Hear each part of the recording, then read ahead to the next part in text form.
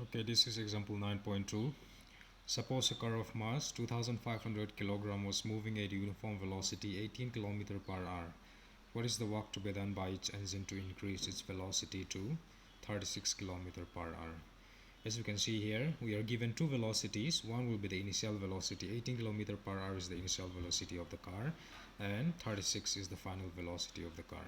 Since the velocity is expressed in kilometer per hour, we are going to express in meter per second, both kilometer per hour into meter per second. So let's write out the given. Mass of the car, M. Mass of the car is 2500 kilogram, and initial velocity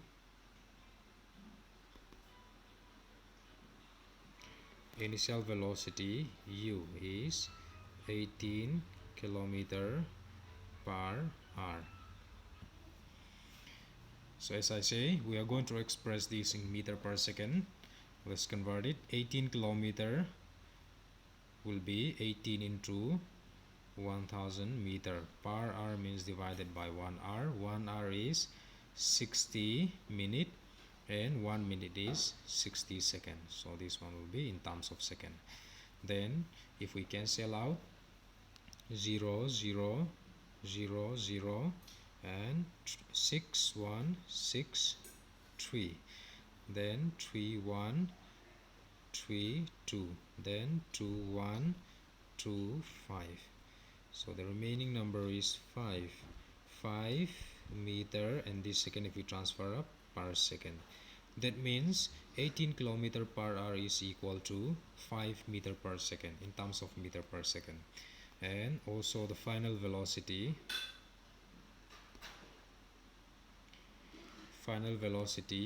V is given as 36 kilometer per hour. 36 kilometer per hour. 36 kilometer is 36 into 1000 meter, and 1 hour is 60 into 60 second. Let's cancel it out again. 0 0 0 0 6 6, then this 6 and this 6 can be cancelled out. So 10 meter and per second. Initial velocity was 5 meter per second, and the final velocity is 10 meter per second. Now we're going to find out the kinetic energy, initial kinetic energy and the final kinetic energy. Now initial kinetic energy, we'll write E K I, initial kinetic energy. Since kinetic energy is half into the product of mass into velocity square, for initial kinetic energy you have to use initial velocity u, so it will be half mu square. Then it will be half into mass is 2500 into, during calculation let us not write the unit. U is 5, so since it is square it will be 5 square. Okay, just leave it like this. And final kinetic energy, that's right, EKF is equals to half mv square. For this one we are going to use the final velocity, then it will be half m is 2500 into v square. V is 10, so it will be 10 square. Then according to the question, we are supposed to find out the work to be done by its engine to increase its velocity from 18 km per hour to 36 km per hour. So we'll write the conclusion here. Therefore, required work done. Let's try it in. So required work done will be final kinetic energy minus the initial kinetic energy. That means EKF minus EKI. So let's substitute the value of EKF and EKI. EKF is half into 2500 into 10 square is 100 minus EKI, the initial kinetic energy was half into 2500 into 5 square 25.